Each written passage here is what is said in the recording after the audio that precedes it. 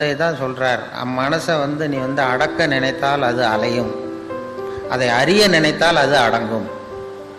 மனசை புரிஞ்சுக்கிறதுக்கு முயற்சி பண்ணணுமே தவிர அதை அடக்கிறதுக்கு முயற்சி பண்ணாத.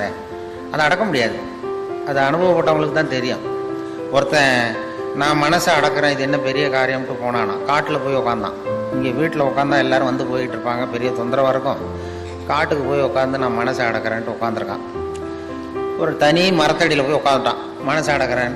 அங்கே போனால் எதிர்த்தாப்புல ஒரு பொண்ணு நடன பள்ளிக்கு போயிட்டு இருக்கு. ஒரு ஒத்தையடி பாதை, அங்கே ஒரு டான்ஸு ஸ்கூல் ஏதோ ஒன்று இருக்குது. அதில் தினம் பயிற்சிக்காக தினம் 8 மணி, காலையில் 8 மணிக்கு அந்த அம்மா போயிட்டு இருக்கு, நடன மாது. இவன் பார்த்தான், ஏதரா இவ்வளவு தூரம் இங்கேயும் நமக்கு மனசு கட்டுப்படுத்த கஷ்டமாக இருக்குது, இந்த பொண்ணு போகுது இந்த பக்கம் அப்படின்னு சொல்லி மறுநாள் ஒரு துணி எடுத்து கட்டிவிட்டான். துணி எடுத்து கண்ணை கட்டிக்கிட்டான். இல்லை இனிமேல் ஒன்றும் பிரச்சனை இல்லை, நான் மனசை கட்டுப்படுத்துகிறேன் அப்படின்னு உட்காந்தான். மறுநாள் காலையில் 8 மணிக்கு அது காலில் கட்டியிருக்கிற சதங்க ஜல்லு ஜல்லுன்னு சத்தம் கேட்டுதான். காது வழியாக உள்ள வந்தது. அப்புறம் காதையும் ஒரு துணியை போட்டு கட்டிவிட்டான். இனிமேல் ஒன்றும் கவலை இல்லைன்னு.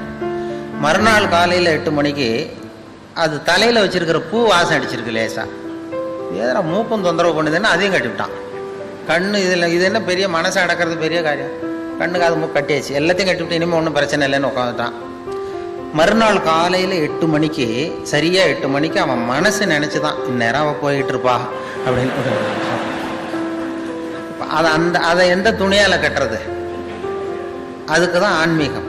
மனசை அதை புரிந்து கொள்ளுங்கிறது. அதான் மனசு இப்படிப்பட்டதுங்கிறத புரிஞ்சுக்கோ, அதை அடக்க நினைக்காத அப்படின்னு அருள் தந்தை சொல்றது. அடக்க நினைத்தால் அது அலையும், அறிய நினைத்தால் அது அடங்கும். அதனால மனசை புரிஞ்சுக்கிறதுக்கு முயற்சி பண்ணுங்க, அதை அடக்கிறதுக்கு முயற்சி பண்ணாதீங்க. ஒன்று சொல்றேன்.